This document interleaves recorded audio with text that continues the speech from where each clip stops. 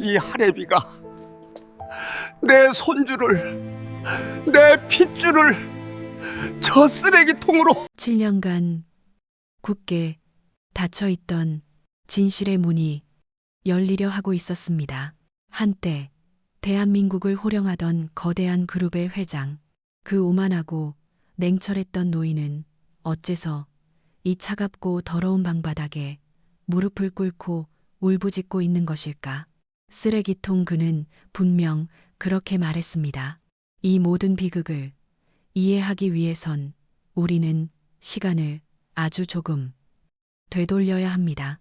이 끔찍한 고백이 터져나오기 불과 며칠 전 7년간 굳게 닫혀있던 어느 버려진 창고에 녹슨 철문이 열리던 그날로 75세 박태준 회장은 지팡이를 쥔 손에 힘을 주었습니다.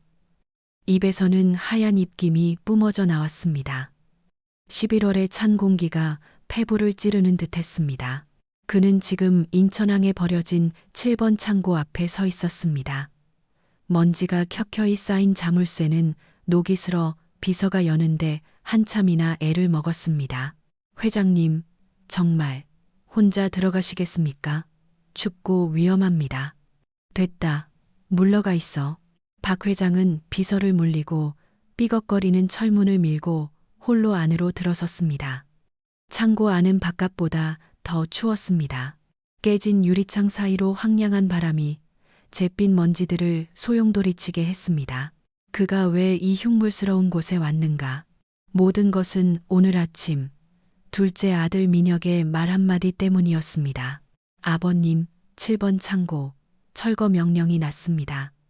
그런데 그곳에 돌아가신 진우 형님의 물건들이 좀 남아있는 것 같습니다. 버리기 전에 아버님께서 마지막으로 보시는 것이 어떨까 해서요. 박진우, 7년. 아들의 이름은 7년이 지난 지금도 박 회장의 심장을 얼어붙게 만드는 주문이었습니다. 장남 진우, 자신의 모든 것이었던 아들. 박 회장은 이곳이 싫었습니다. 진우는 생전에 이 낡은 창고를 비밀 기지처럼 아꼈습니다. 아버지 몰래 빈민들을 위한 자선 사업을 벌이던 곳. 박 회장은 그때마다 기업가는 돈을 벌어야지 쌀을 퍼줄 생각을 하면 안 된다. 라며 아들을 호되게 나무랐습니다. 그는 창고를 둘러보았습니다. 낡은 책상, 곰팡이가 핀 서류 더미, 모두 쓰레기였습니다. 쓸데없는 짓을 민혁이 녀석도. 그는 헛걸음을 했다고 생각하며 돌아서려 했습니다. 그때 그의 지팡이 끝에 무언가가 걸렸습니다. 방수포 밑에 반쯤 가려진 작은 상자였습니다. 그는 지팡이로 방수포를 걷어냈습니다. 먼지투성이의 낡은 CCTV 카메라 한 대. 이게 뭐냐? 그는 어이가 없었습니다. 이런 고물까지 유품이라고. 그는 발로 차버리려다 카메라에 붙은 작은 스티커를 보았습니다. 아들의 필체였습니다. 진실을 위한 눈. 박 회장은 실소했습니다. 진실. 내 놈은 죽을 때까지 그런 뜬구름 잡는 소리만 했지. 그는 혀를 찼습니다. 하지만 아들의 필체가 남은 유일한 물건일지도 모른다는 생각에 그는 자신도 모르게 그것을 집어들었습니다. 렌즈는 깨져 있었고 플라스틱은 바스러질 것 같았습니다. 하지만 메모리 카드가 꽂히는 슬롯은 비어있지 않았습니다. 이유 모를 충동. 그는 그 망가진 카메라를 낡은 외투 주머니에 쑤셔 넣었습니다. 저택으로 돌아오는 길. 박 회장은 직접 운전대를 잡았습니다. 기사를 부르지 않았습니다. 기분이 몹시 불쾌했습니다. 민혁은 왜 자신을 이곳에 보낸 것인가? 잊고 싶었던 아들의 기억을, 그 근본 없는 며느리와의 악연을 다시 떠올리게 하려는 것인가? 아, 서지원. 그 이름이 떠오르자 노인의 얼굴이 다시금 분노로 일그러졌습니다. 아들이 죽자마자 1억 원을 훔쳐 정부와 달아난 년, 집안의 명예에 똥칠을 한 년. 박 회장은 지난 7년간 그 여자가 이 땅에서 발붙이지 못하도록 자신의 모든 힘을 사용했습니다. 지금쯤 그 1억 원은 다 떨어졌을까? 아니면 아직도 어딘가에서 다른 남자를 홀리며 호의호식하고 있을까? 차가 인천의 구시가지 가난한 동네의 좁은 골목길을 지날 때였습니다. 저녁이 되자 진눈깨비가 흩날리기 시작했습니다. 빨간 신호등에 차가 멈춰 섰습니다. 그때였습니다. 그의 시선이 길 건너편 편의점에 멈췄습니다. 그는 보았습니다. 편의점. 아르바이트생이 방금 문 밖에 내놓은 폐기식품이라고 적힌 노란색 상자. 그리고 그 상자로 그림자처럼 달려드는 한 여자. 방금 문 밖에 내는 달려드는 한 여자. 방금 문 밖에 내놓은 여자는 깡말랐습니다. 키는 컸지만 살이라고는 붙어있지 않아 마치 막대기 같았습니다. 다 해진 회색 패딩 점퍼. 여자는 주위 시선은 아랑곳하지 않고 폐기 상자 안에 삼각김밥과 도시락을 미친 듯이 가방에 쓸어 담았습니다. 박 회장은 미간을 찌푸렸습니다. 쯧, 저런 게으른 것들. 그가 시선을 거두려던 순간 여자가 고개를 들었습니다. 가로등 불빛이 그녀의 얼굴을 정면으로 비췄습니다. 박태준 회장은 숨을 멈췄습니다. 시간이 멎었습니다. 7년. 세월이 그 얼굴을 망가뜨려 놓았지만 저 눈, 저 콧날, 저 입술, 지원? 그의 입에서 불신의 찬 신음이 새어나왔습니다.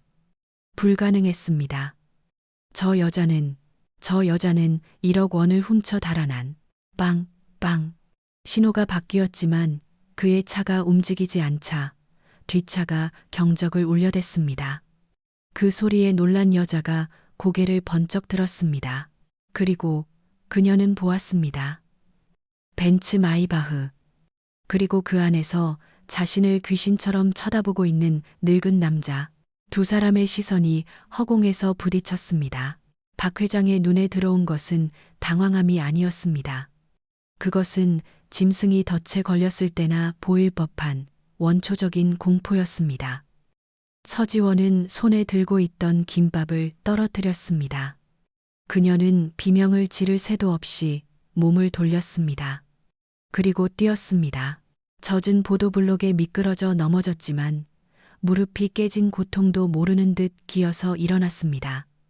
그리고 쥐새끼처럼 어둡고 좁은 골목 안으로 사라져 버렸습니다. 빵빵. 뒷차의 경적이 세상을 울렸지만 박 회장은 움직일 수 없었습니다. 머릿속이 하얘졌습니다. 7년 전 그날의 기억, 텅 비어 있던 금고, 아버님, 형수님이 돈을 가지고 도망쳤습니다. 형님이 돌아가시자마자 라고 절규하던 민혁의 목소리, 그 기억과 방금 전 쓰레기통을 뒤지던 그 절박한 손짓, 그 두 개의 이미지가 그의 머릿속에서 격렬하게 충돌했습니다.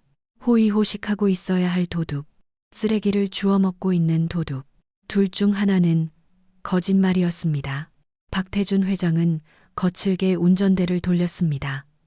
그는 저택으로 돌아가지 않았습니다. 그의 손이 주머니 속에 망가진 카메라를 움켜쥐었습니다. 7년 만에 처음으로 그가 믿었던 완벽한 사실에 작은 균열이 가기 시작했습니다. 박태준 회장의 마이바흐는 저택을 향해 달리고 있었지만 그의 정신은 여전히 인천의 그 어둡고 축축한 골목에 머물러 있었습니다. 그는 운전대를 쥔 손이 떨리는 것을 느꼈습니다. 조수석에는 그 망가진 카메라가 마치 죽은 아들의 눈동자처럼 그를 바라보고 있었습니다. 도둑년. 그가 지난 7년간 서지원을 불렀던 호칭이었습니다. 1억 원을 훔쳐 달아난 배신자, 폐기물. 그가 오늘 밤 자신의 두 눈으로 직접 목격한 그녀의 모습이었습니다. 편의점 쓰레기를 뒤지던 여자. 두 개의 이미지가 그의 머릿속에서 격렬하게 싸웠습니다. 만약 그녀가 정말 1억 원을 훔쳤다면 왜 저런 모습으로? 만약 저 모습이 진짜라면 7년 전 그날 금고에서 사라진 1억 원은 대체. 박 회장은 숨이 가빠오는 것을 느꼈습니다. 그는 차를 갓길에 세웠습니다. 기억해야 했습니다. 민혁이 그에게 보고했던 내용이 아니라, 둘째 아들이 친절하게 정리해준 과거가 아니라 그날의 날 것 그대로의 진실을. 그는 눈을 감았습니다. 그러자 7년 전 모든 비극이 시작되었던 그날의 풍경이 지옥도처럼 선명하게 펼쳐졌습니다. 7년 전 햇살이 유난히 따뜻했던 봄날이었습니다. 저택의 다실차시는 최고급 침향신 냄새로 가득 차 있었습니다. 박태준 회장은 60대 후반이었지만 여전히 사자처럼 위엄이 넘쳤습니다. 그는 자신의 완벽한 작품 장남 박진우를 기다리고 있었습니다. 진우는 그의 모든 것이었습니다. 자신을 닮아 명석했지만 자신과 달리 쓸데없이 마음이 물렀습니다. 그것이 유일한 흠이었습니다.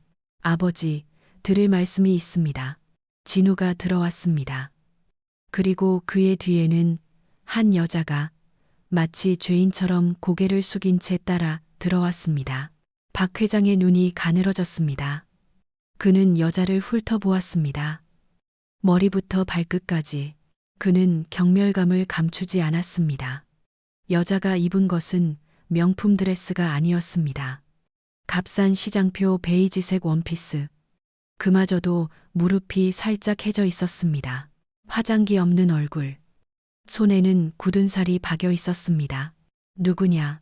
아버지, 제가 사랑하는 사람입니다. 서지원입니다.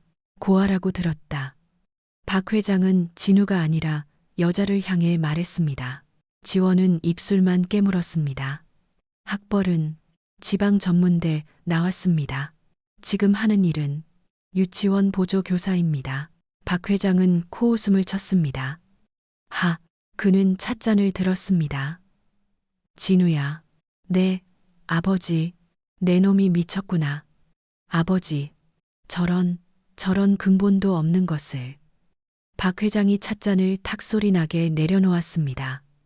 감히 어디라고 이 집 문턱을 넘어? 내 아들을 홀려서 팔자를 고쳐보시겠다? 그의 목소리는 얼음장 같았습니다. 천박하다. 내 눈앞에서 당장 치우거라. 지원의 얼굴이 종이장처럼 하얗게 질렸습니다. 하지만 그녀는 울지 않았습니다. 그저 두 주먹을 꽉 쥘 뿐이었습니다. 그때 단 한 번도 아버지의 뜻을 거스른 적 없던 아들 박진우가 아버지 앞에 나섰습니다. 안 됩니다, 아버지. 뭐라고? 지원 씨는 그런 사람 아닙니다.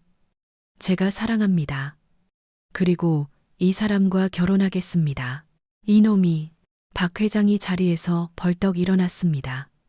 저런 고아 계집 하나 때문에 네가 가진 모든 것을 버리시겠다? 대한그룹 후계자 자리를 버리시겠다. 이 말이냐? 네, 진우는 망설임 없이 대답했습니다. 후계자 자리. 지원 씨 없이는 아무 의미 없습니다. 허락하지 않으시면 저 모든 것을 버리고 이 집을 나가겠습니다. 박 회장은 아들의 눈을 보았습니다. 그 눈은 진심이었습니다. 그는 일생일대의 위기를 느꼈습니다. 아들을 잃을 수는 없었습니다. 대한그룹의 미래를 잃을 수는 없었습니다. 그는 이를 갈았습니다. 좋다. 내 놈 뜻대로 해라. 아버지.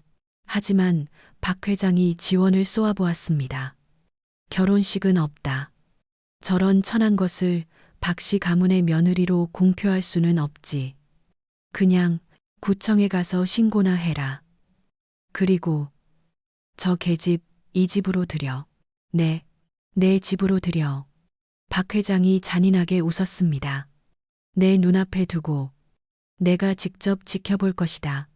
저것의 그 천박한 근본이 언제까지 가는지, 내 놈이 저것에게 얼마나 빨리 환멸을 느끼게 될지 내 두 눈으로 똑똑히 볼 것이다. 그것은 허락이 아니었습니다. 감시와 형벌의 선언이었습니다. 그렇게 서지원의 결혼 생활은 축복이 아닌 저주 속에서 시작되었습니다. 결혼식은 없었습니다. 진우와 단둘이 구청에서 혼인신고서를 작성한 것이 전부였습니다.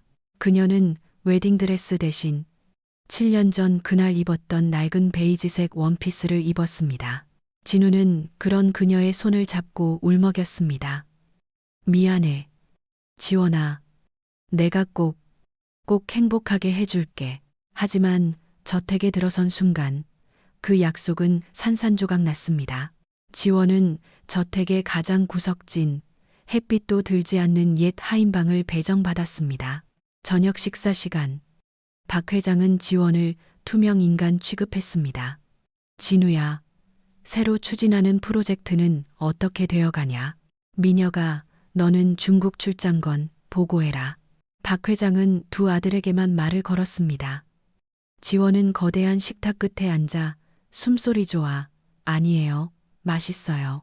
도련님. 도련님이라니요. 민혁이 과장되게 웃었습니다. 편하게 그냥 민혁 씨라고. 그만. 박 회장의 낮은 목소리가 식탁을 울렸습니다. 근본 없는 것에게 얘를 가르칠 필요 없다. 그냥 부사장님이라고 부르게 해. 찬물. 얼음물 한 바가지를 정수리에 그대로 뒤집어 쓴 기분이었습니다. 지원의 얼굴이 새하얗게 질렸습니다. 진우가 숟가락을 내려놓으며 소리치려던 순간 지원이 식탁 밑으로 그의 손을 꽉 잡았습니다. 참으세요. 그녀는 눈빛으로 말했습니다. 그날 밤 지원은 방에서 소리 죽여 울었습니다. 진우는 아내를 끌어안으며 무력감에 주먹을 떨었습니다. 내가 꼭 아버지를 변화시킬 거야. 미안해. 정말 미안해. 하지만 지원은 눈물을 닦고 일어섰습니다. 그녀는 고아였습니다. 그녀는 평생을 차가운 시선 속에서 버텨왔습니다. 이 정도는 이겨낼 수 있었습니다. 그래, 말로서는 안 돼. 행동으로 보여드리는 거야. 내가 어떤 사람인지, 내가 진우 씨를 얼마나 사랑하는지, 그리고 내가 이 집안을 얼마나 위할 수 있는지. 다음 날 새벽 5시, 저택의 모든 사람이 잠들어 있을 때 지원은 조용히 일어났습니다. 그녀는 주방으로 내려갔습니다. 30년 넘게 이 집의 음식을 책임져 온 한 집사가 그녀를 보고 눈을 흘겼습니다. 세아 씨, 여긴 왜? 안녕하세요. 그냥 제가 할 수 있는 일이 있나 해서요. 회장님 아침 식사는 제가 준비해 봐도 될까요? 그냥 일이 있나가 준비해 봐도 될까요? 회장님 입맛은 하늘이십니다. 세아 씨가 하실 수 있는 게 알고 있습니다. 지원이 고개를 숙였습니다. 그래서 며칠간 어머님 하시는 걸 지켜보기만 해도 될까요? 회장님께서 뭘 좋아하시는지, 혈압은 어떠신지, 드시면 안 되는 건 뭔지 제가 다 배우고 싶습니다. 한 집사는 의심스러운 눈으로 그녀를 쳐다봤지만 며느리가 배우겠다는데 막을 명분은 없었습니다. 그날부터 지원의 전쟁이 시작되었습니다. 그녀는 박 회장의 그림자가 되기로 했습니다. 그녀는 박 회장의 혈압약 시간을 정확히 외웠습니다. 그녀는 그가 짠 음식을 싫어하고 특히 고사리나물을 좋아한다는 것을 알게 되었습니다. 그가 아침마다 보이차를 마시지만 비 오는 날에는 쌍화차를 찾는다는 것도 알게 되었습니다. 일주일 후 지원은 처음으로 직접 끓인 쌍화차를 들고 박 회장의 서재로 향했습니다. 진우는 불안한 눈으로 아내를 바라보았습니다. 똑똑꿀. 아버님, 저 지원이에요. 쌍화차 준비했습니다. 안에서 퉁명스러운 목소리가 들려왔습니다. 들여놔. 지원은 조용히 문을 열고 들어갔습니다. 박 회장은 신문에 얼굴을 묻고 있었습니다. 지원이 찻잔을 내려놓자 박 회장이 신문 너머로 찻잔을 힐끗 보았습니다. 나가봐. 지원은 조용히 물러났습니다. 그녀는 문 밖에서 기다렸습니다. 잠시 후 안에서 찻잔을 비우는 소리가 들렸습니다. 박 회장은 그날 아무 말도 하지 않았습니다. 하지만 그는 분명히 알았습니다. 그 쌍화차의 맛은 돌아가신 아내가 끓여주던 그 맛과 정확히 일치했습니다. 그렇게 지옥 같은 몇 달이 흘러갔습니다. 계절이 바뀌고 숨이 막히는 여름이 찾아왔습니다. 서지원은 여전히 거기라고 불렸지만 그녀는 단 하루도 새벽 5시 기상을 거르지 않았습니다. 그녀는 박 회장의 그림자였습니다. 그녀는 박 회장의 혈압 수치를 비서보다 더 정확하게 꿰뚫고 있었습니다. 그가 언제 약을 먹어야 하는지, 어떤 음식에 알레르기가 있는지, 심지어 그가 잠을 설친 날 아침에는 어떤 차를 마셔야 기분이 나아지는지까지 그녀는 모든 것을 외우고 실행했습니다. 박태준 회장은 이 모든 것을 지켜보고 있었습니다. 그는 인정하고 싶지 않았습니다. 저 근본 없는 고아 계집이 자신의 죽은 아내보다 30년을 일한 하인들보다 자신을 더 잘 알고 있다는 사실을 그는 여전히 지원에게 따뜻한 말 한마디 건네지 않았습니다. 하지만 그는 더 이상 지원이 가져다 준 음식을 밀어내거나 그녀 면전에서 하인들을 꾸짖지도 않았습니다. 그 지독했던 투명 인간 취급이 조금씩 아주 미세하게 옅어지고 있었습니다. 그 변화를 가장 먼저 눈치챈 것은 남편 진우였습니다. 지원아, 봤어? 아버지가. 당신이 끓인 국을 다 드셨어. 진우는 아이처럼 기뻐했습니다. 지원은 그저 희미하게 웃을 뿐이었습니다. 그리고 결정적인 사건이 터졌습니다. 장마가 한창이던 어느 늦은 밤, 저택 전체가 폭우 소리에 잠겨 있었습니다. 박 회장은 그날따라 유난히 가슴이 답답해 서재에서 홀로 위스키를 마시고 있었습니다. 그때였습니다. 심장을 누군가 거대한 손으로 쥐어짜는 듯한 고통이 밀려왔습니다. 그는 비틀거리며 책상을 짚었습니다. 비상벨을 눌러야. 하지만 팔이 움직이지 않았습니다. 찻잔이 바닥에 떨어지며 쨍그랑하고 요란한 소리를 냈습니다. 회장님. 소리를 듣고 하인들이 달려왔습니다. 하지만 그들은 피를 토하듯 쓰러지는 박 회장의 모습에 겁에 질려 어떻게 라는 말만 반복하며 발만 동동 구르고 있었습니다. 그때였습니다.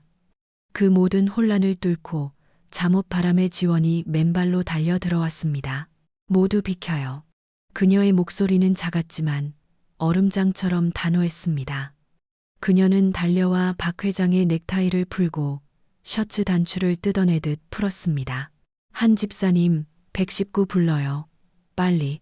그녀는 자신의 잠옷 주머니에서 작은 약통을 꺼냈습니다. 그녀는 늘 만일을 대비해 박 회장의 비상설화정에 좌회정을 몸에 지니고 다녔던 것입니다. 아버님, 정신 차리세요. 혀 밑에요. 삼키지 마세요. 그녀는 떨지 않았습니다. 당황하지도 않았습니다. 의사가 가르쳐준 그대로 침착하게 응급처치를 했습니다.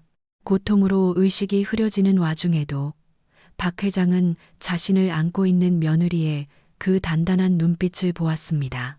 그날 밤 의사는 말했습니다. 조금만 늦었으면 정말 큰일 날 뻔했습니다. 며느님이 회장님을 살리신 겁니다.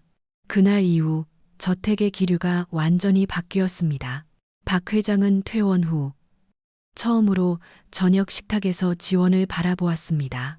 거기 지원이 화들짝 놀라 고개를 들었습니다. 네, 아버님.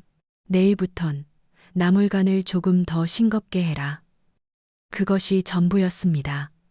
하지만 그 말은 너를 나의 며느리로 인정하겠다는 말보다 더 무거운 의미였습니다. 너의 음식을 계속 먹겠다는 뜻이었으니까요. 지원은 고개를 숙인 채 식탁보 위로 눈물을 뚝뚝 떨어뜨렸습니다. 몇 달 만에, 아니, 태어나서 처음으로 누군가에게 필요한 사람으로 인정받는 순간이었습니다. 진우는 아내의 어깨를 감싸 안으며 아버지에게 환하게 웃었습니다. 감사합니다, 아버지, 정말. 박 회장은 쑥스러운 듯 헛기침을 하며 다시 신문으로 눈을 돌렸습니다. 이 모든 광경을 식탁 맞은편에서 박민혁이 지켜보고 있었습니다. 그의 얼굴은 웃고 있었습니다.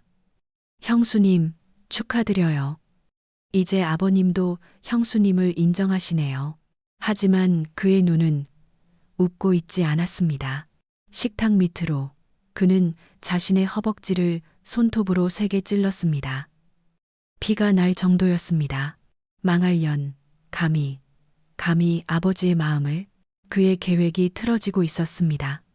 저 고아 계집이 아버지의 동정심을 얻어냈습니다. 이대로 가다간 저 여자가 정말로 이 집의 안주인 행세를 하게 될지도 모릅니다. 진우 형이 모든 것을 가졌듯 이제 저 여자까지 모든 것을 가지려 하고 있었습니다. 안 돼. 그렇게 둘 순 없지. 그의 질투심은 이제 살해살이에 가까운 증오로 변했습니다. 그리고 가을이 왔습니다. 모든 것이 좋아지는 듯 했습니다. 박 회장은 지원에게 가끔 정원을 함께 산책하자고 말할 정도였습니다. 진우는 그런 둘의 모습을 보며 세상 모든 것을 다 가진 듯 행복해했습니다. 이 프로젝트만 성공하면 아버지께서 당신에게 완벽한 우리 편이 되어주실 거야. 진우는 대한그룹의 명운이 걸린 거대한 프로젝트에 매달려 몇 날 며칠을 밤새우고 있었습니다. 진우 씨, 얼굴이 너무 안 좋아요. 지원이 걱정스럽게 말했습니다. 오늘 하루만이라도 좀 쉬어요. 네, 괜찮아. 거의 다 끝났어. 진우는 헬쑥한 얼굴로 아내의 뺨에 입을 맞췄습니다. 대신 미안한데 커피 한 잔만. 아주 진하게 한 잔만 타줄래? 잠을 깨야 해서. 하지만 딱 한 잔만. 응? 지원은 남편의 고집을 꺾을 수 없었습니다. 그녀는 세상에서 가장 향기로운 원두를 갈아 가장 진한 커피를 들고 남편의 서재로 갔습니다. 고마워 여보. 당신밖에 없네. 그것이 그녀가 남편의 살아있는 모습을 본 마지막이었습니다. 1시간 후 빈잔을 치우러 들어간 서재. 진우는 책상에 엎드려 있었습니다. 커피잔은 바닥에 떨어져 깨져 있었습니다. 진우 씨, 자요? 여보. 그녀가 남편의 어깨를 흔들었습니다. 그는 미동도 하지 않았습니다. 차가웠습니다. 그녀는 비명을 지르는 법조차 잊었습니다. 그리고 잠시 후 저택 전체가 무너져 내릴 듯한 한 여자의 처절한 절규가 울려 퍼졌습니다.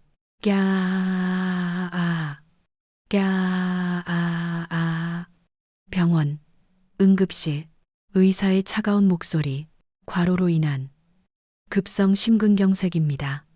이미 손 쓸 수 없는 상태였습니다. 박태준 회장은 그 자리에 주저앉았습니다. 자신을 살렸던 며느리, 그리고 과로로 죽어버린 아들, 그의 머릿속은 하얗게 타버렸습니다. 아들이 죽었다. 내 아들이. 그 거대한 슬픔은 다시금 모든 것을 집어삼킬 듯한 거대한 분노가 되어 돌아왔습니다. 그는 누군가를, 이 말도 안 되는 비극을 책임질 누군가를 찾아야만 했습니다. 그의 텅 빈 눈이 복도 저편에서 실신한 채 쓰러져 있는 며느리 서지원을 향했습니다. 박진우의 장례식은 숨 막힐 듯이 차가웠습니다. 늦가을 비가 며칠 내내 그치지 않고 내렸습니다. 검은 상복을 입은 사람들이 기계적으로 조문을 왔고 거대한 영정 사진 속의 진우는 여전히 환하게 웃고 있었습니다. 하지만 그 웃음은 이제 살아있는 사람들을 고통스럽게 할 뿐이었습니다. 서지원은 넋이 나간 사람 같았습니다. 그녀는 제대로 서 있지도 못했습니다. 그녀는 남편의 영정 사진을 붙잡고 소리 없는 눈물만 흘렸습니다. 진우 씨, 나 어떡해요. 그녀는 연신실신했고 그럴 때마다 하인들이 그녀를 부축해 방으로 옮겼습니다. 박태준 회장은 울지 않았습니다. 그의 슬픔은 눈물이 되기에는 너무 거대하고 너무나도 검은색이었습니다. 그것은 눈물 대신 차가운 분노가 되어 온몸에 퍼져나갔습니다. 그는 마치 돌 석상처럼 아들의 영정사진 앞에 꼿꼿이 서 있었습니다. 조문객을 받고 절을 하고 말을 했지만 그의 눈은 텅 비어 있었습니다. 그리고 그는 단 한 번도 며느리인 지원을 돌아보지 않았습니다. 그의 머릿속에는 의사의 그 한마디 과로라는 단어만 맴돌았습니다. 과로, 과로, 저 계집이 내 아들을 죽인 게다. 조금만 더 신경 썼더라면, 저렇게 일하도록 내버려 두지 않았더라면, 내 아들이, 내 진우가 며느리에 대한 그간의 모든 인정과 연민은 아들의 죽음과 함께 하얗게 타버렸습니다. 이제 그의 눈에 서지원은 그저 아들의 목숨을 앗아간 재수 없는 불행의 근원일 뿐이었습니다. 이 모든 혼란 속에서 박민혁은 완벽한 상주 역할을 해냈습니다. 그는 조문객들을 정중하게 맞이했고 슬픔에 잠긴 친척들을 위로했으며 무엇보다도 무너져 내린 아버지를 헌신적으로 부축했습니다. 아버님 기운 내십시오. 제가 형님 몫까지 다 하겠습니다. 아버님 제발. 그는 적절한 순간에 눈물을 보였고 적절한 순간에 아버지를 부축해 안으로 모셨습니다. 사람들은 수군거렸습니다. 그래도 둘째 아들이라도 저렇게 듬직하니 다행이야. 큰아들은 그렇게 갔지만 둘째가 아주 효자야, 효자. 박 회장 역시 이성을 잃은 슬픔 속에서 자신을 지탱해주는 이 둘째 아들에게 전적으로 의지하기 시작했습니다. 그는 몰랐습니다. 그 듬직한 팔이 사실은 자신의 큰아들을 죽음으로 몰아넣은 원흉의 팔이라는 것을. 장례가 끝나고 저택은 거대한 무덤이 되었습니다. 진우의 웃음소리가 사라진 집. 지원이 정성껏 가꾸던 꽃들이 정원에서 시들어가기 시작했습니다. 박 회장은 서재에 틀어박혀 나오지 않았습니다. 그는 식사도 거부했습니다. 지원은 자신의 방에 감금되다시피 했습니다. 그녀는 남편의 옷가지를 끌어안고 그 채취를 맡으며 하염없이 울었습니다. 그녀는 이제 이 집에서 완벽한 이방인이었습니다. 하인들은 그 집안의 권력 구도가 어떻게 바뀌었는지 본능적으로 알아차렸습니다. 그들은 더 이상 지원의 방에 식사를 가져다 주지 않았습니다. 그녀가 복도에서 마주쳐도 못 본 척 고개를 돌렸습니다. 물 좀. 지원이 갈라진 목소리로 물을 청했지만 하녀는 그녀를 힐끗 쳐다보고는 그냥 지나쳐 버렸습니다.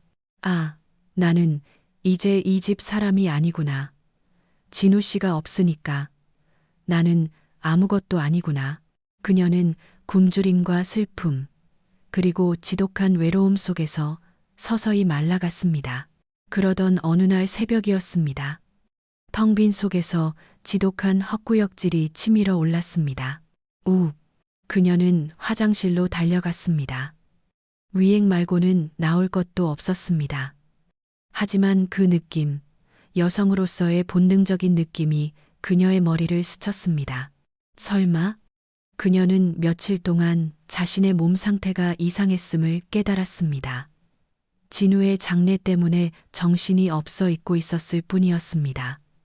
그녀의 손이 가늘게 떨려왔습니다. 그녀는 방으로 돌아와 달력을 보았습니다. 그리고 깨달았습니다. 그녀의 손이 조심스럽게 자신의 아랫배로 향했습니다. 진우 씨, 우리에게 아이가. 절망의 잿더미 속에서 아주 작고 연약한 희망의 싹이 트고 있었습니다. 박진우의 아이. 이 집안의 핏줄. 그래, 아이가 있어. 나 혼자가 아니야. 그녀는 눈물을 흘렸습니다. 하지만 이번에는 절망의 눈물이 아니었습니다. 살아야 한다. 이 아이를 위해서. 그녀는 결심했습니다. 아버님께 말씀드려야 해. 이 아이는 진우 씨의 아이야. 아버님의 손주야. 이 사실을 아시면 아버님도 다시 나를. 그녀는 남편을 잃은 슬픔을 겨우 딛고 그 작은 희망 하나에 모든 것을 걸기로 했습니다. 하지만 그녀가 그 희망을 입 밖에 내기도 전에 박민혁이 먼저 움직였습니다. 사흘 뒤 장례가 모두 끝나고 집안이 겨우 정리되었을 때였습니다. 박민혁이 창백한 얼굴로 아버지의 서재로 뛰어들어왔습니다. 아버님, 아버님, 큰일 났습니다. 박 회장은 넋이 나간 채 아들의 사진만 보고 있었습니다. 무슨 일이냐? 금고, 아버님 금고가 비었습니다. 뭐라고? 박 회장이 비틀거리며 일어섰습니다. 서재 구석에 육중한 금고, 그 문이 활짝 열려 있었습니다. 안은 텅 비어 있었습니다. 토지 잔금을 위해 넣어두었던 현금 1억 원이 흔적도 없이 사라졌습니다. 1월, 수가. 박 회장이 가슴을 움켜쥐었습니다. 비밀번호는 나와 죽은 진우 녀석밖에는 아닙니다, 아버님. 민혁이 절박하게 외쳤습니다. 한 사람 더 있습니다. 누구냐? 형수님입니다. 민혁이 거짓말을 했습니다. 형님이 형수님을 너무 믿어서 비밀번호를 알려주었다고. 전에 제게 바로 그때였습니다. 지원이 아버님께 임신 소식을 알려야 한다는 결심을 하고 서재 문을 두드렸습니다. 아버님, 저 드릴 말씀이. 그녀는 문이 열린 것을 보고 안으로 들어섰습니다. 그리고 텅 빈 금고와 자신을 노려보는 두 남자의 시선을 마주했습니다.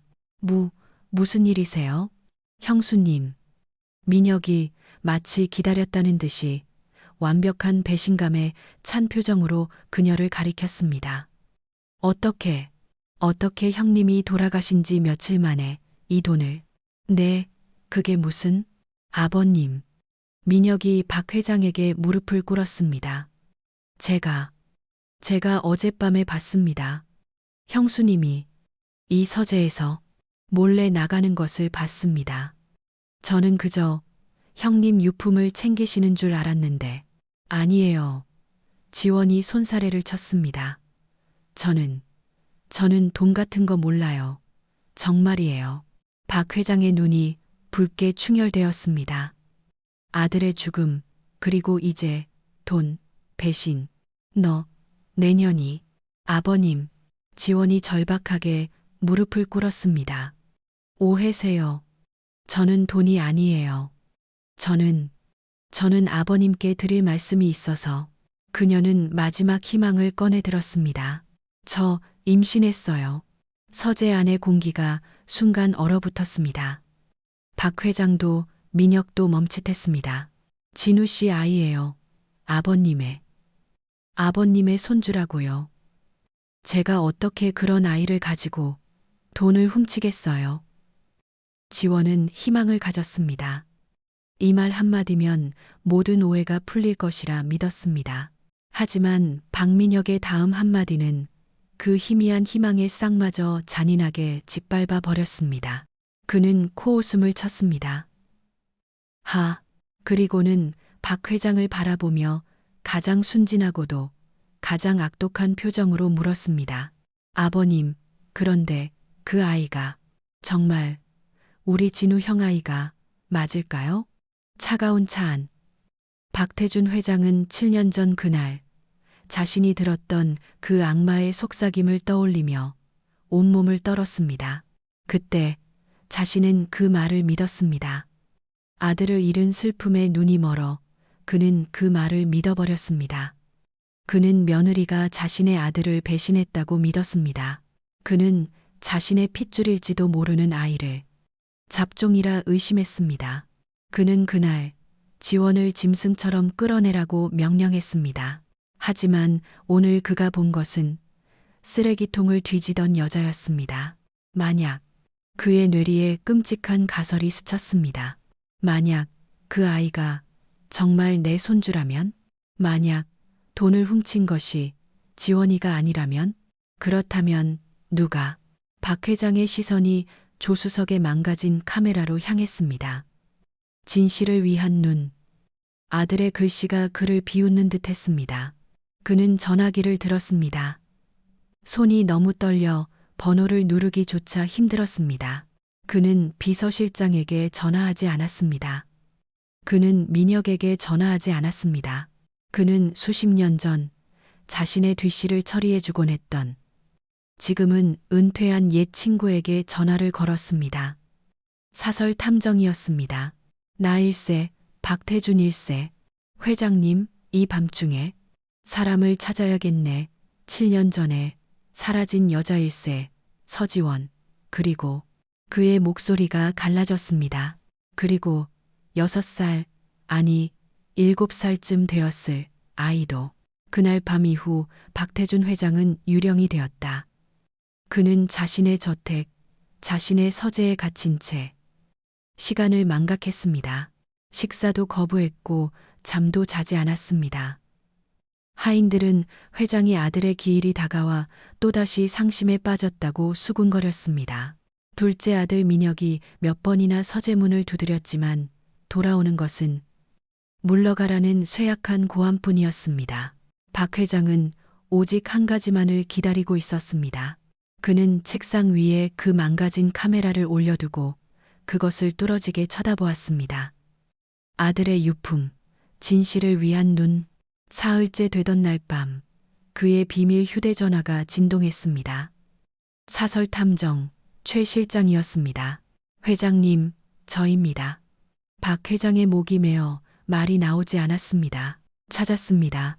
심장이 멎는 듯 했습니다. 저택으로는 안 될 것 같습니다. 회장님께서 전에 쓰시던 청담동의 안가한자로 가겠습니다. 30분 뒤에 안가는 7년 만에 불이 켜졌습니다. 박 회장은 홀로 그곳에서 담배에 불을 붙였습니다. 손이 너무 떨려 불을 붙이는데 한참이나 걸렸습니다. 최 실장이 들어왔습니다. 그는 전직 형사 출신답게 아무런 감정 없는 얼굴로 두꺼운 서류 봉투를 테이블 위에 올려놓았습니다.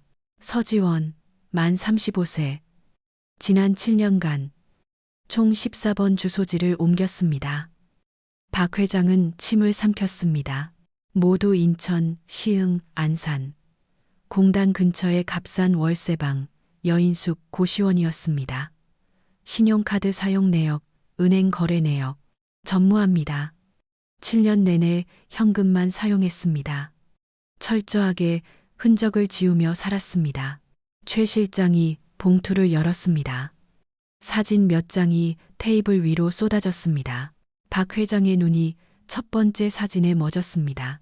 3일 전 밤 11시. 인천의 한 감자탕 집 주방입니다. 사진 속에는 고무 장갑을 낀 지원이 산더미 같은 그릇들 앞에 서 있었습니다. 뜨거운 김에 얼굴은 붉게 상기되었고 땀으로 머리카락이 뺨에 엉겨 붙어 있었습니다. 그녀의 손목은 잦은 노동으로 인해 뼈마디가 툭툭 붉어져 있었습니다. 두 번째 사진, 어제 새벽 5시, 시흥의 한 빌딩 화장실입니다. 지원이 청소 카트를 밀고 있었습니다. 그녀는 너무 피곤한 나머지 변기소를 든 채 벽에 기대어 잠시 졸고 있었습니다. 박 회장은 숨을 쉴 수가 없었습니다. 호의호식, 정부와의 도피. 그가 7년간 믿어왔던 며느리의 모습은 어디에도 없었습니다. 그리고 최 실장이 마지막 사진을 꺼냈습니다. 가장 결정적인 사진이었습니다. 아이입니다. 이름은 박민준. 올해 6살. 박민준. 박 회장은 그 이름을 듣는 순간 망치로 뒤통수를 맞은 듯 했습니다. 박 씨, 그녀는 7년간 도망자로 살면서도 감히 박 씨 성을. 그는 떨리는 손으로 사진을 집어들었습니다. 사진 속에는 낮고 큰 점퍼를 입은 작은 남자아이가 있었습니다. 아이는 잔뜩 겁에 질린 눈으로 편의점 앞에서 엄마를 기다리고 있었습니다. 깡마른 얼굴, 영양 상태가 좋지 않아 보였습니다. 하지만 저 눈, 날카롭게 찢어진 저 눈매, 오뚝한 콧날, 굳게 담은 입술. 그것은 서지원의 얼굴이 아니었습니다. 그것은 7년 전 자신의 곁을 떠난 자신의 아들 박진우의 얼굴이었습니다. 자신의 어린 시절의 모습이었습니다.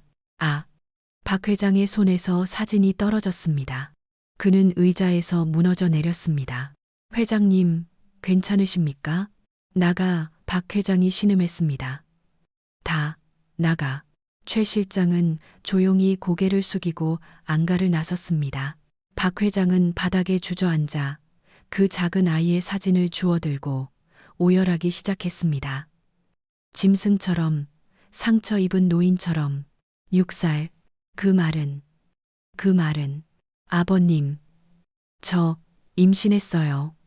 7년 전 그날 서재에서 절규하던 며느리의 목소리가 그의 귓전을 때렸습니다. 정말 우리 진우 형 아이가 맞을까요? 그리고 그 말을 속삭였던 둘째 아들 민혁의 목소리가 뒤따랐습니다. 자신은 자신의 손주를, 자신의 핏줄을 잡종이라 의심하고 내쫓았습니다. 진우야, 내 아들아, 내가. 그는 그날 밤 7년 만에 처음으로 아들의 이름을 부르며 통곡했습니다. 분노, 슬픔, 그리고 그 모든 것을 압도하는 지옥 같은 죄책감. 그는 더 이상 보고서를 읽을 수 없었습니다. 그는 직접 가야 했습니다. 그는 저 아이를 자신의 두 눈으로 직접 확인해야만 했습니다. 다음 날 새벽, 날이 밝기도 전이었습니다. 박태준 회장은 운전기사를 부르지 않았습니다.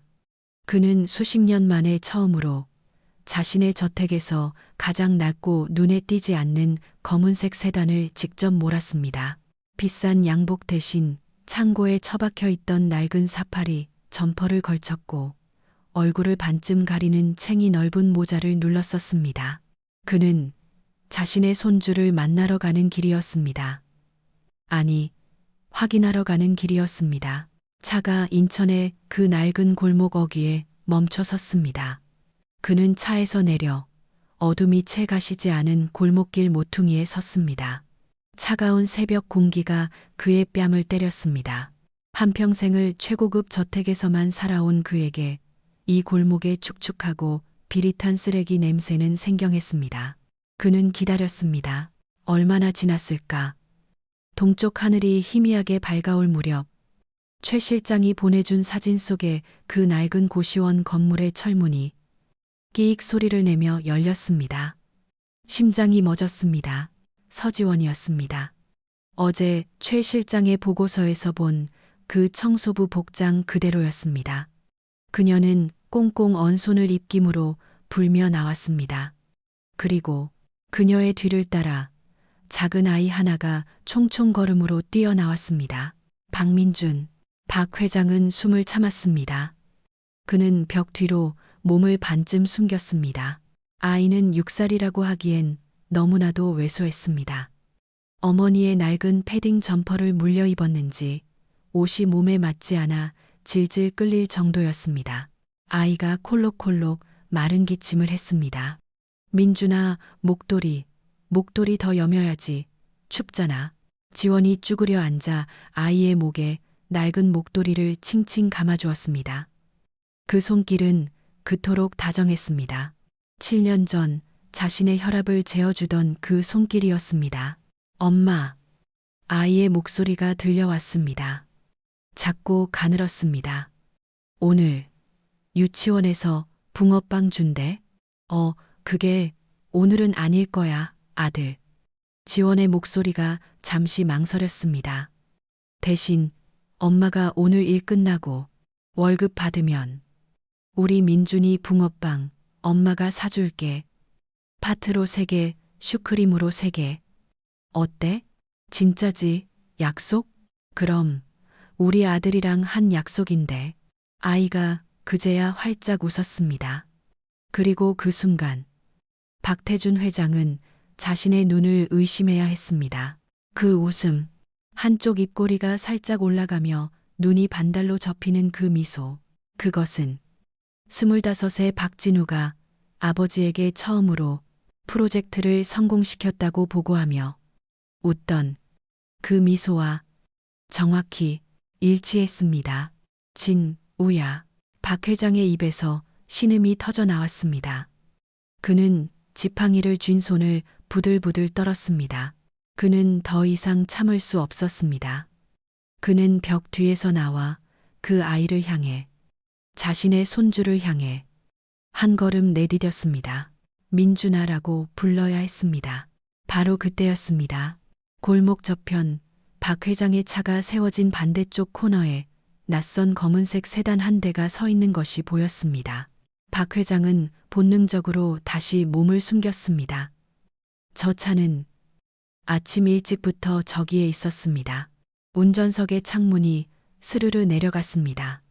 그리고 검은 양복을 입은 남자가 담배를 피우며 지원과 민준의 뒷모습을 빤히 쳐다보고 있었습니다. 박 회장의 피가 차갑게 식었습니다. 저 남자의 얼굴, 그는 저 얼굴을 알았습니다. 그는 박민혁의 수행 비서 중 한 명이었습니다. 민혁의 오른팔이자 온갖 꾸준히를 처리해 주던 자였습니다. 민혁의 비서가 왜 여기에? 비서가 담배를 비벼 껐습니다. 그리고 전화기를 들었습니다. 박 회장과의 거리는 멀었지만 새벽의 고요함 속에서 그의 목소리가 어렴풋이 들려왔습니다. 네, 부사장님. 방금 나왔습니다. 네, 아이도 같이 있습니다. 특이사항 없습니다. 네, 알겠습니다. 계속 주시하겠습니다. 계속 주시하겠다. 박태준 회장은 그 자리에 얼어붙었습니다. 이건 우연이 아니었습니다. 그날 자신이 인천의 창고에 갔던 것도, 어젯밤 자신이 지원을 목격했던 것도, 모든 것이 이상했습니다. 민혁은 알고 있었습니다. 서지원이 7년간 어디서 어떻게 살고 있는지 모두 알고 있었습니다. 그 아이가 박진우의 아들이라는 것도 알고 있었습니다. 그렇다면 아버님, 형수님이 도망쳤습니다. 7년 전 절규하던 민혁의 목소리가 거짓말이었다면 그 아이가 정말 우리 진우 형 아이가 맞을까요? 그 악마 같은 속삭임이 모든 것을 알고 있는 자의 치밀한 연극이었다면 박 회장은 자신의 아들을 향한 살해보다 더 끔찍한 배신감을 느꼈습니다. 그는 자신의 핏줄을 7년간이나 이 지옥 속에 방치해두고 감시하고 있었습니다. 왜? 박 회장은 지팡이를 쥔 손에 힘을 주었습니다. 피가 날 정도로 그는 지원과 민준에게 다가가지 않았습니다. 지금은 때가 아니었습니다. 그는 조용히 발걸음을 돌려 자신의 차로 향했습니다. 그는 지금 손주를 안아줄 때가 아니었습니다. 그는 7년 전 그날의 진실을 확인해야 했습니다. 그의 시선이 차 안 조수석에 놓인 망가진 카메라로 향했습니다. 진실을 위한 눈. 그래 진우야, 아비가 내 놈의 눈으로 그 진실이라는 것을 똑똑히 봐주마. 박태준 회장은 저택으로 돌아왔습니다. 하지만 그곳은 더 이상 그의 집이 아니었습니다.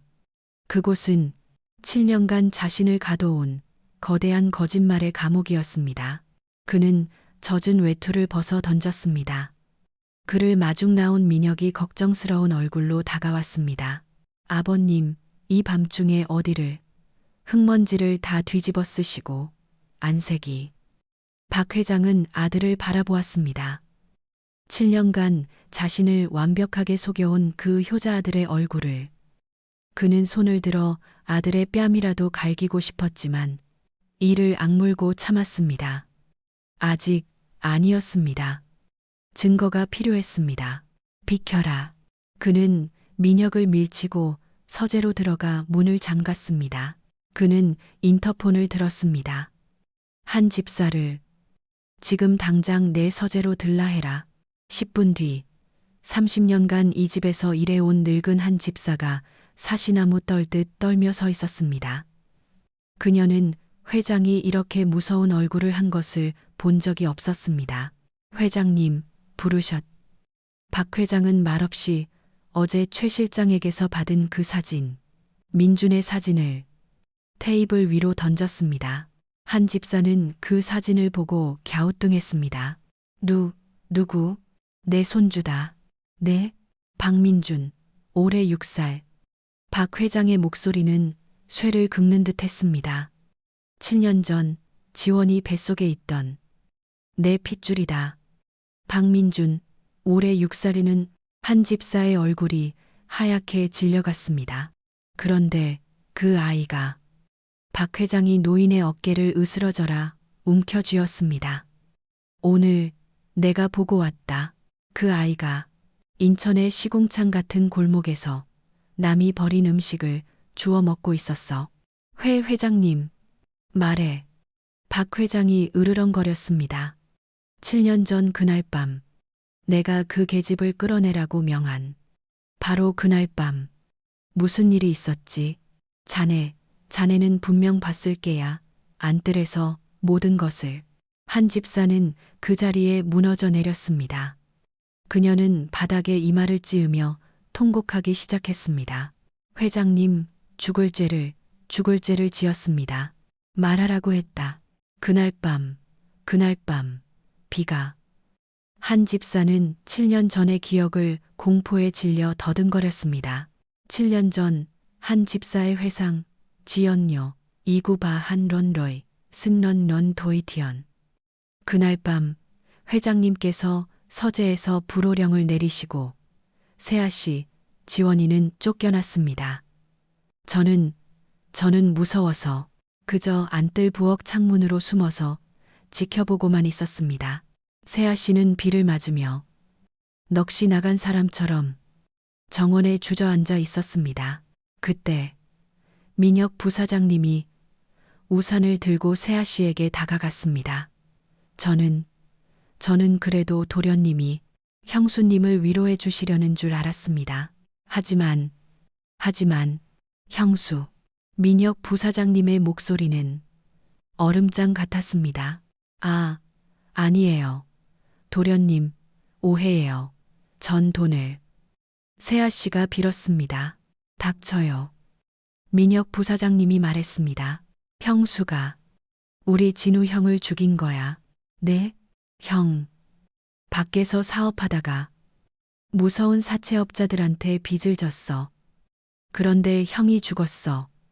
그놈들이 지금 형수랑 뱃속에 그 잡종을 찾고 있어. 가만두지 않겠다고. 세아 씨는 얼굴이 하얗게 질려서 아무 말도 못했습니다. 내가 겨우 맑고 있었는데 형수가 돈을 훔쳤어.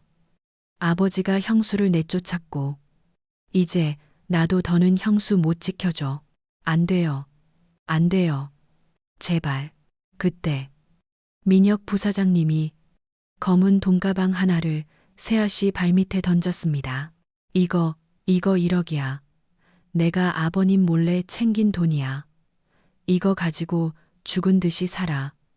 이거 가지고 가시. 쥐도 새도 모르게 사라지라고. 하지만 저는 선택해. 민혁 부사장님이 속삭였습니다. 이 돈 가지고 꺼질 건지 아니면 내일 아침 뱃속에 애랑같이 저수지 바닥에서 떠오를 건지. 세아 씨는 그 돈가방을 붙들고 울부짖었습니다. 그리고 뒷문으로 비틀거리며 사라졌습니다. 회상 끝. 해토이티왕. 저는 부사장님이 그래도 세아 씨 목숨을 살려주시는 줄로만 알았습니다. 회장님, 한 집사는 용서를 빌며 울부짖었습니다. 박태준 회장은 눈을 감았습니다. 그는 아무 말도 하지 않았습니다. 나가봐. 회장님, 나가. 한 집사가 울면서 서재를 나갔습니다. 박 회장은 홀로 남았습니다. 이제 모든 조각이 맞춰졌습니다. 민혁, 자신의 둘째 아들. 그는 금고에서 1억 원을 훔쳤습니다. 그리고 그 죄를 며느리에게 뒤집어 씌웠습니다. 그는 사채업자라는 유령을 만들어내어 임신한 며느리를 협박했습니다. 그는 훔친 돈을 생명갑인 것처럼 며느리의 손에 쥐어주어 그녀를 완벽한 도둑년으로 만들었습니다. 그는 자신의 형수와 자신의 조카를 7년간 지옥 속에 살게 했습니다. 하지만 왜 그 1억 원이 필요했지. 그리고 가장 중요한 질문. 과로사. 정말 진우는 과로로 죽은 것일까? 박 회장의 시선이 서재 한가운데 놓인 7번 창고에서 가져온 그 망가진 카메라에 고정되었습니다. 진실을 위한 눈. 아들이 남긴 마지막 단서. 그는 전화기를 들었습니다. 그가 아는 유일한 사람. 수십 년간 그의 뒤에서 컴퓨터와 관련된 모든 문제를 해결해준 은퇴한 천재 해커 김군이었습니다. 김군. 나일세. 회장님, 이 시간에 목소리가. 자네, 아직 손가락은 살아있나? 무슨 일이십니까? 7년 전 망가진 메모리 카드가 하나 있네. 렌즈가 깨지고 충격을 받은 것 같아. 7년 전이면 복구가 거의 불가능할 수도 있습니다. 살려내야겠네. 박 회장의 목소리에 살기가 어렵습니다.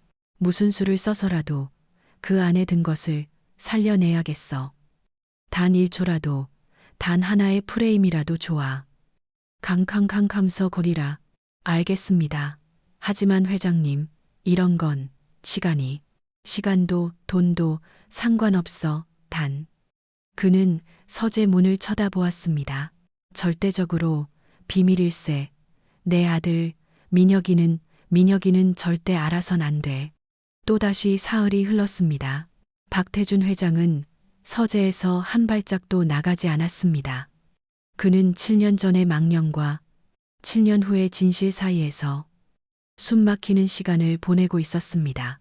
민혁은 몇 번이고 문을 두드렸습니다. 아버님, 제발. 뭐라도 좀 드십시오. 하지만 박 회장은 대답하지 않았습니다.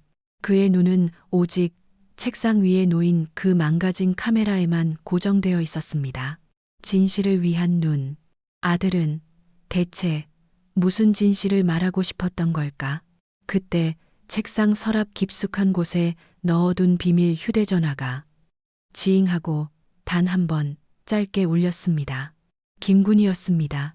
박 회장은 마른 침을 삼키며 전화를 받았습니다. 그의 손이 지팡이를 쥔 손보다 더 심하게 떨리고 있었습니다. 나일세, 회장님. 수화기 너머의 목소리는 무겁게 가라앉아 있었습니다. 찾았나? 김군은 잠시 침묵했습니다. 회장님, 이건 단순한 복구가 아니었습니다. 무슨 소리야? 깨진 메모리 카드는 미끼였습니다.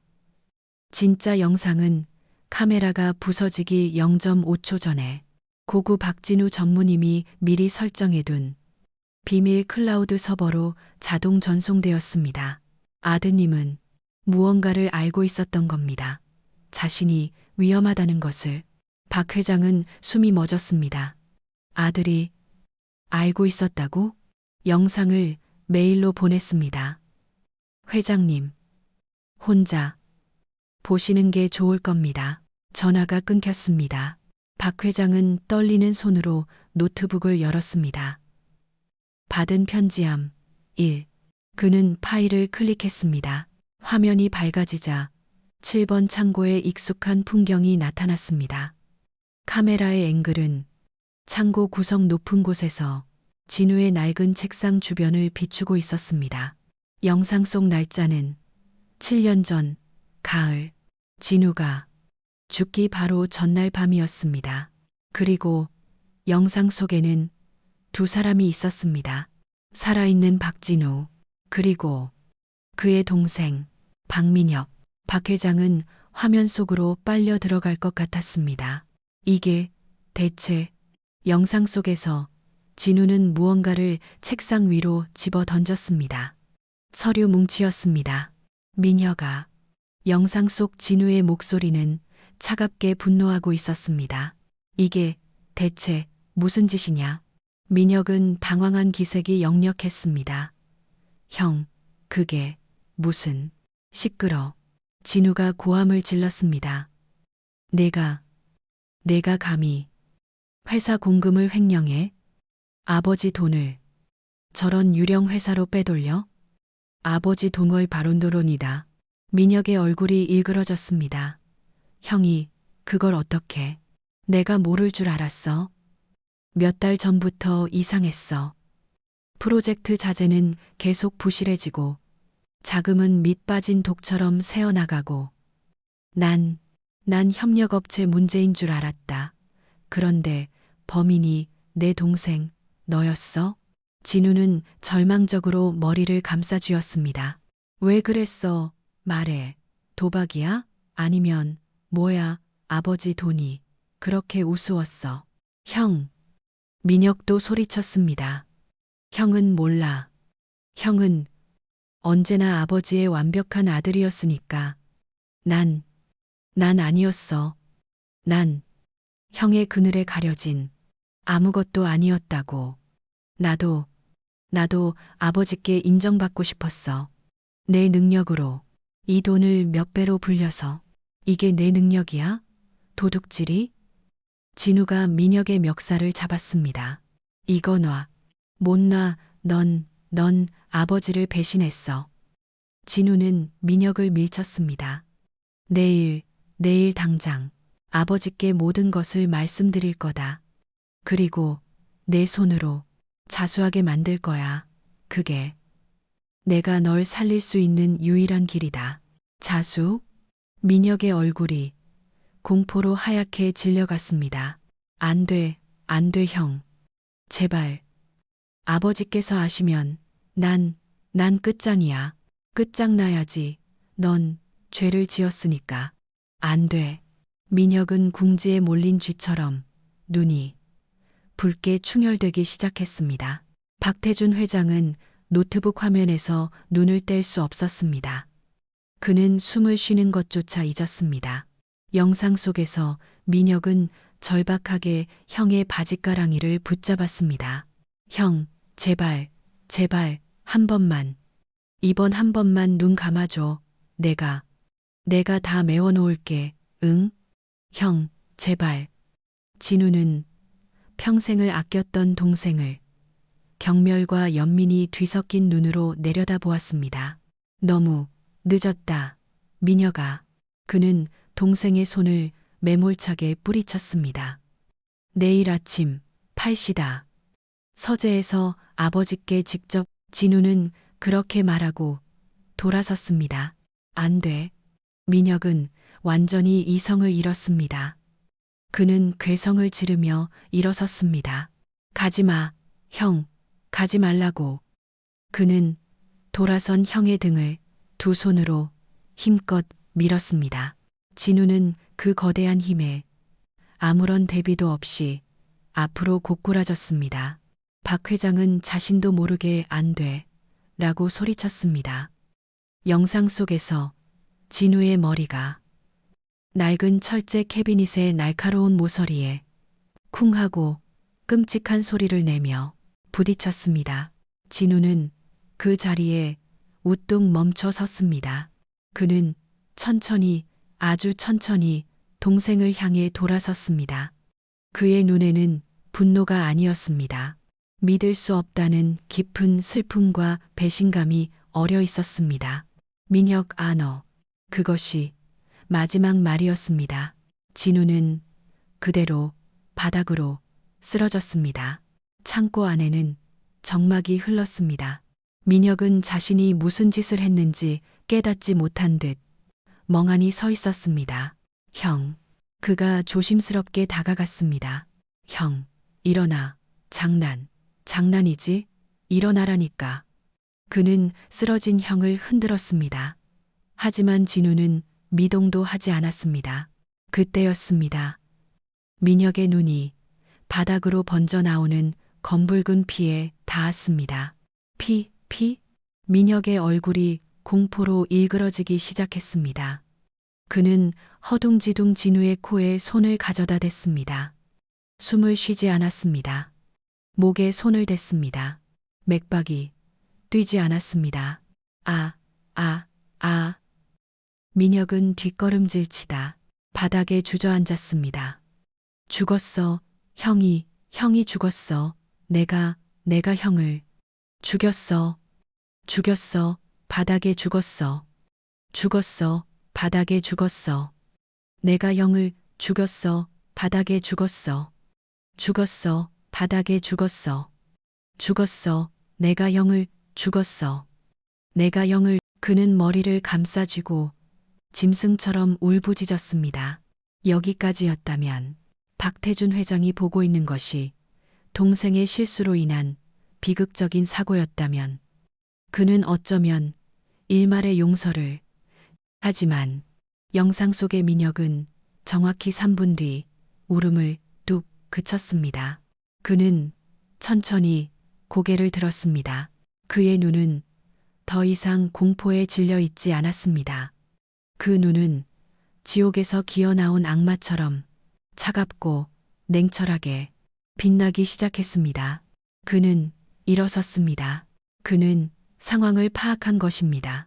그는 더 이상 살인자가 아니었습니다. 그는 수습자가 되었습니다. 그는 서랍으로 달려갔습니다.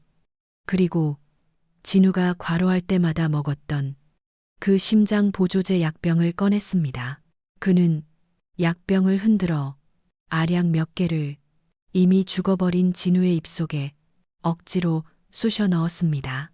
그리고 책상 위에 있던 커피잔 지원이 마지막으로 타주었던 그 커피잔을 들어 남은 커피를 진우의 입가와 옷에 뿌렸습니다. 과로사. 영상 속 민혁의 목소리가 낮게 울렸습니다. 그래, 형은 과로로 죽은 거야. 아버지가 그렇게 믿게 만들어야 해. 그는 자신의 손수건을 꺼내 자신이 만졌던 모든 곳의 지문, 캐비닛 모서리의 핏자국, 약병, 커피잔, 모든 것을 미친 듯이 닦아내기 시작했습니다. 완벽한 과로사 현장이었습니다. 박태준 회장은 자신의 눈앞에서 벌어지는 이 끔찍한 연극을 숨도 쉬지 못하고 지켜보았습니다. 자신의 아들이 다른 아들의 죽음을 조작하고 있었습니다. 모든 정리를 마친 민혁은 마지막으로 숨을 골랐습니다. 그는 완벽하다고 생각했습니다. 그는 마지막으로 창고 전체를 휙 둘러보았습니다. 그리고 그의 시선이 멈췄습니다. 그의 시선이 창고 구석 높은 곳, 자신을 찍고 있는 이 진실을 위한 눈, CCTV 카메라를 발견했습니다. 이런 민혁의 얼굴이 다시 한번 공포로 일그러졌습니다. 그는 의자를 밟고 책상 위로 뛰어 올라갔습니다. 그리고 렌치를 집어들었습니다. 안 돼. 그는 카메라를 향해 렌치를 휘둘렀습니다. 안 돼. 쨍그랑 박태준 회장의 눈앞에서 화면이 깨졌습니다. 영상은 그렇게 끝났습니다. 노트북 화면은 깨진 렌즈의 마지막 모습으로 검게 멈춰 있었습니다. 서재 안에는 숨소리조차 들리지 않았습니다. 박태준 회장은 그저 앉아 있었습니다. 그는 울지 않았습니다. 분노하지도 않았습니다. 그의 얼굴은 모든 감정이 빠져나간 텅 빈 가면 같았습니다. 그 정적을 견딜 수 없었던 것은 박민혁이었습니다. 아, 그의 입에서 바람 빠지는 소리가 났습니다. 아, 아버님. 그는 천천히 아버지의 발밑으로 기어왔습니다. 사고였어요. 그의 목소리는 갈라지고 찢어져 알아들을 수 없었습니다. 정말이에요. 전 형을 죽일 생각은. 그는 아버지의 바짓가랑이를 붙잡고 어린아이처럼 울부짖기 시작했습니다. 밀었어요. 그냥 가지 말라고. 밀기만 했는데 형이 그렇게 무서웠어요. 아버지, 너무 무서웠어요. 그는 이 말을 차가운 대리석 바닥에 찧었습니다. 잘못했어요. 아버지, 제발. 그는 살인을 자백했습니다.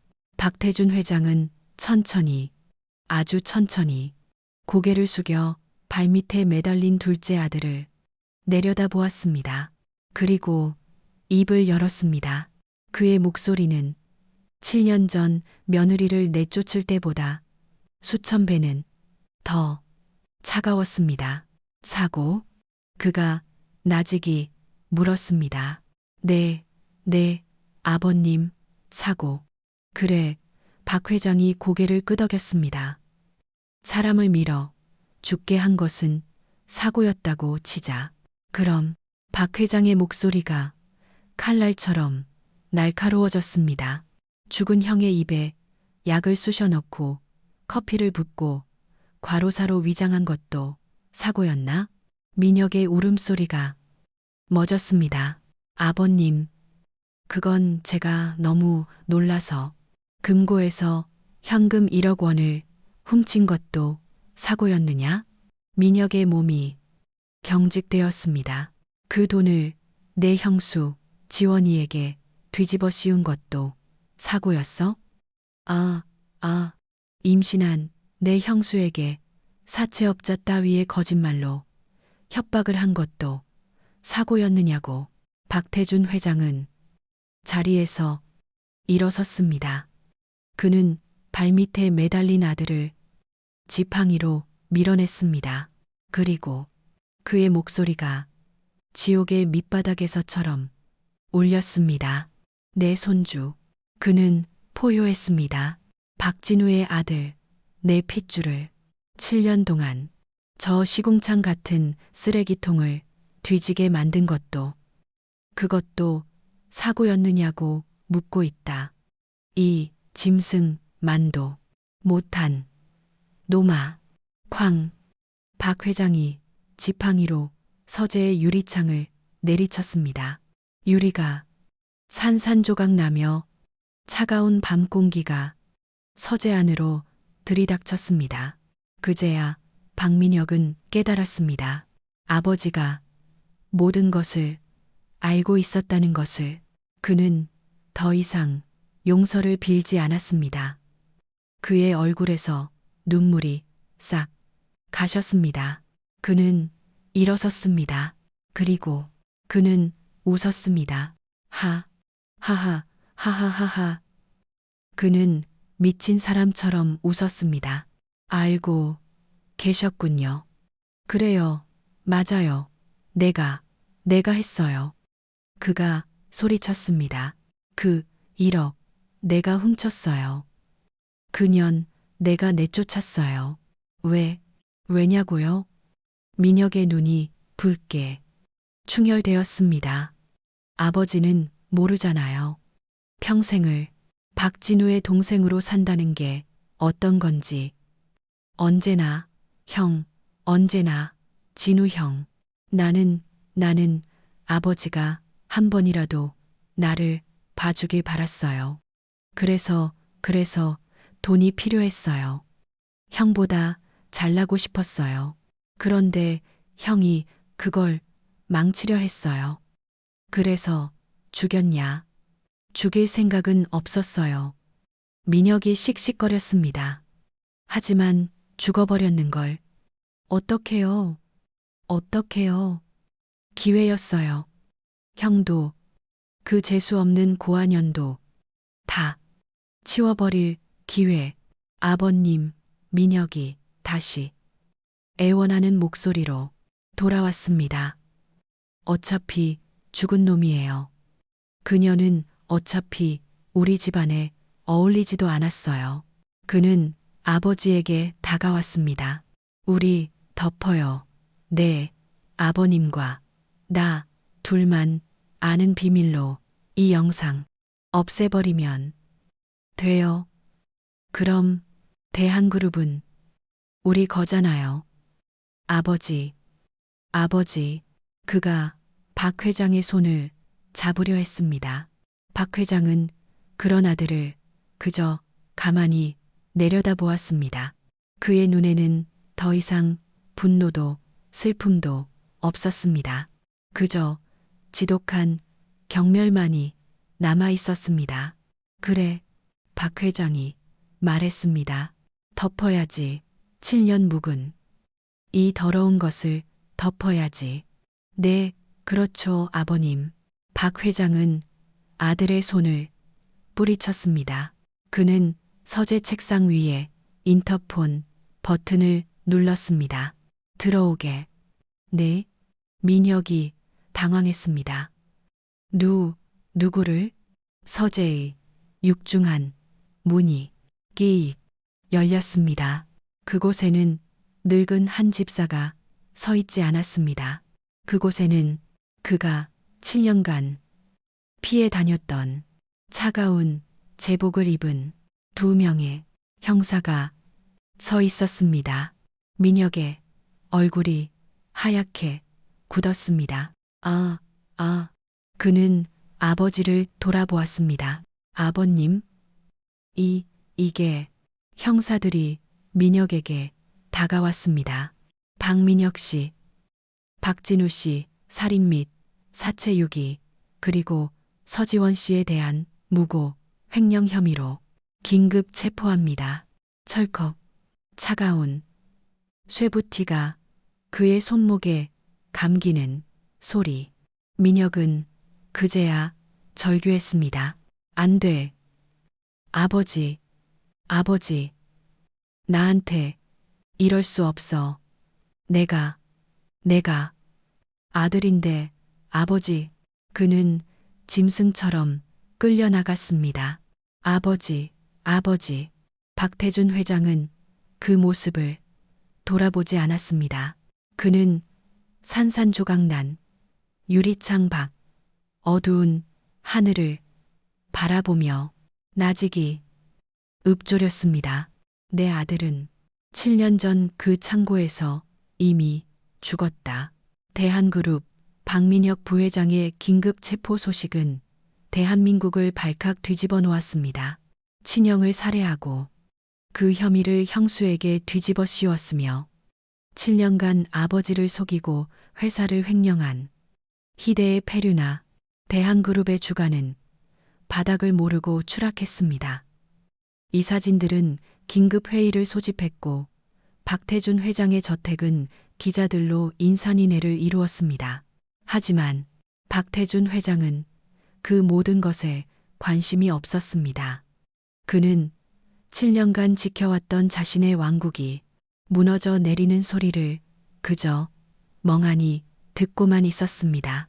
모든 것이 부질없었습니다. 그는 해야 할 일이 단 하나 남아 있었습니다. 그는 그 누구도 대동하지 않았습니다. 비서도 운전기사도 모두 물렸습니다. 그는 7년 전 아들을 내쫓았던 그날처럼, 아니 7년 후 손주를 처음 발견했던 그날처럼 홀로 그 낡은 사파리 점퍼를 다시 걸쳤습니다. 그는 인천의 그 축축하고 어두운 골목으로 향했습니다. 그는 더 이상 벽 뒤에 숨지 않았습니다. 그는 고시원 건물에 녹슨 철문을 열고 좁고 가파른 계단을 한 걸음 올랐습니다. 지팡이를 쥔 손이 사시나무처럼 떨렸습니다. 307호 문틈 사이로 아이의 가쁜 기침 소리가 새어 나왔습니다. 콜록 엄마 나 추워. 괜찮아 민준아 괜찮아. 엄마가 약 사왔어. 박 회장은 문을 두드리려다 멈췄습니다. 그는 문고리를 잡았습니다. 그리고 문을 열었습니다. 끼익. 방 안에 2사람. 지원이 물수건으로 열에 들떠 끙끙 앓는 민준의 이마를 닦아주고 있었습니다. 그녀는 문이 열리는 소리에 고개를 들었습니다. 그리고 그녀는 그 자리에 얼어붙었습니다. 7년 전 자신을 잡종을 품은 도둑년이라 부르던 그 남자, 자신을 지옥으로 밀어 넣었던 그 시아버지 박태준 회장이 문 앞에 서 있었습니다. 아, 지원의 얼굴에서 핏기가 가셨습니다. 그녀의 첫 번째 반응은 분노가 아니었습니다. 공포였습니다. 그녀는 비명을 지르며 아픈 아이를 끌어안았습니다. 왜 오셨어요? 그녀는 민준을 자신의 등 뒤로 감추며 방구석으로 뒷걸음질 쳤습니다. 안 돼요. 그녀는 무릎을 꿇었습니다. 돈 훔친 거, 그거, 제가 다 갚을게요. 제발, 우리 민준이만 데려가지 마세요.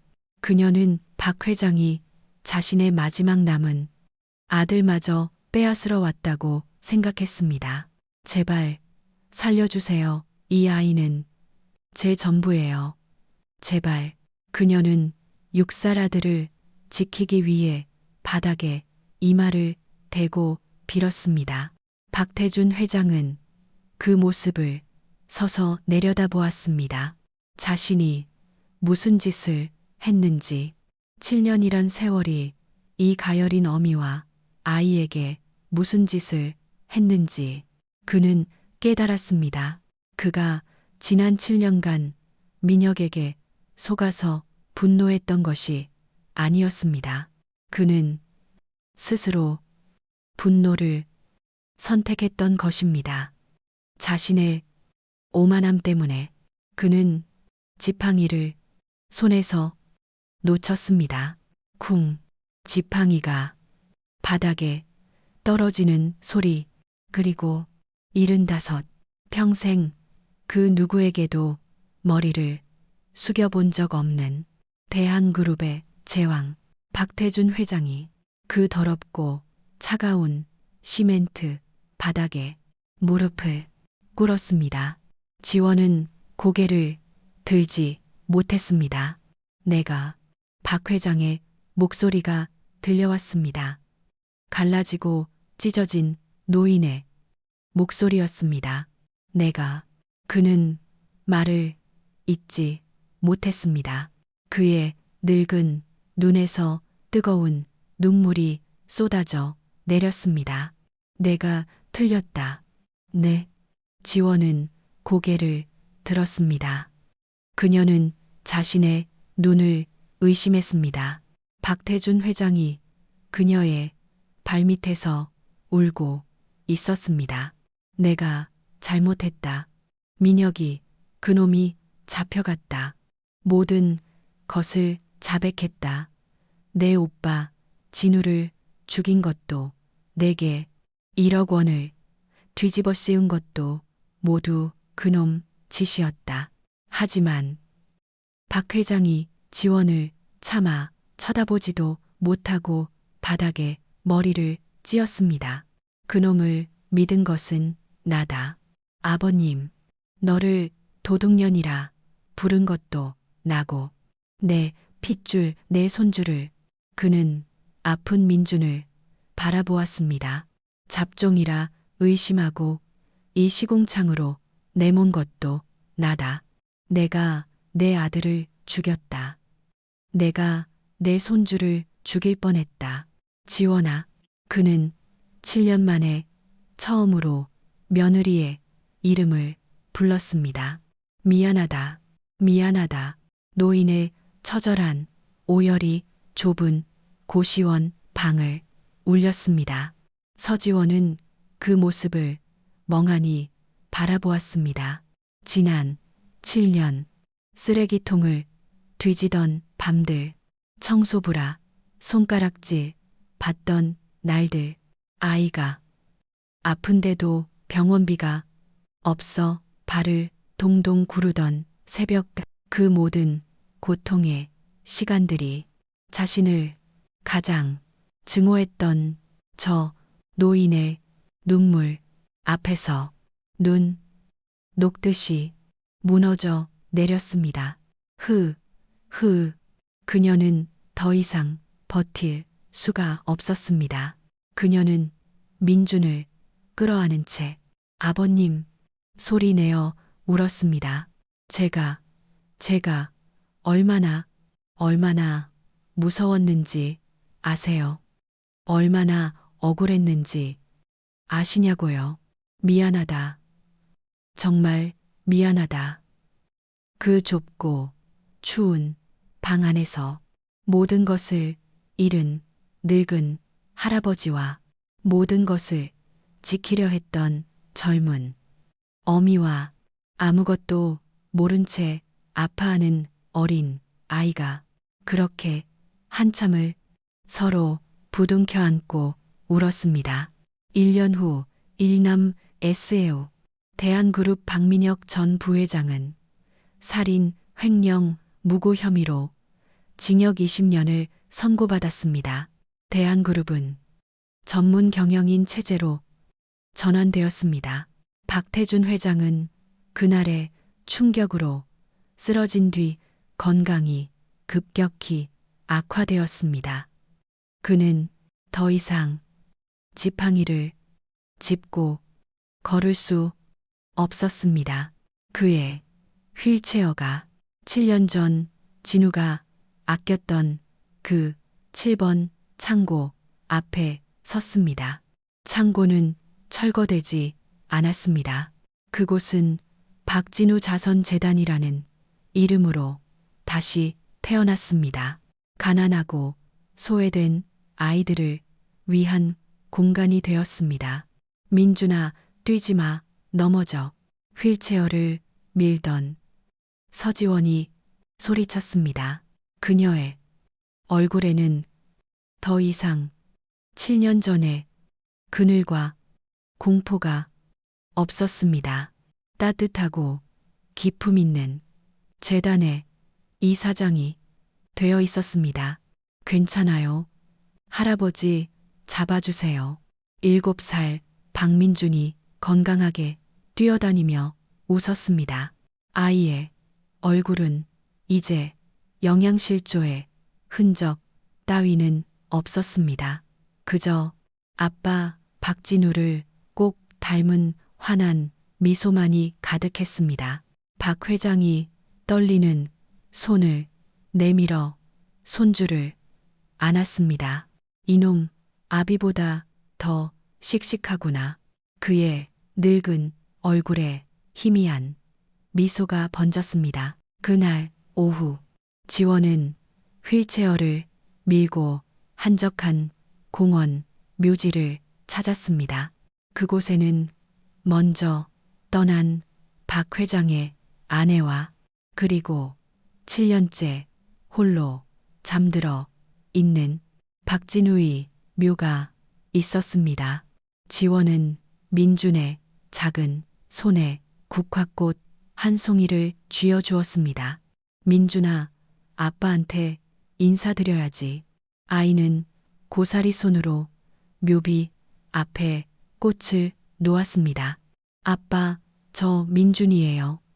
할아버지랑 엄마랑 같이 왔어요. 박 회장은 휠체어에 앉은 채 아들의 웃는 사진을 가만히 어루만졌습니다. 진우야. 그가 나직이 속삭였습니다. 내 아들아, 내가 내 아내와 내 아들을 너무 늦게 데려왔다. 하늘에서 보고 있느냐. 내가 그렇게 지키고 싶어 했던 내 가족이다. 그는 지원의 손을 잡았습니다. 그리고 민준의 머리를 쓰다듬었습니다. 이 어리석은 아비를 부디 용서해라.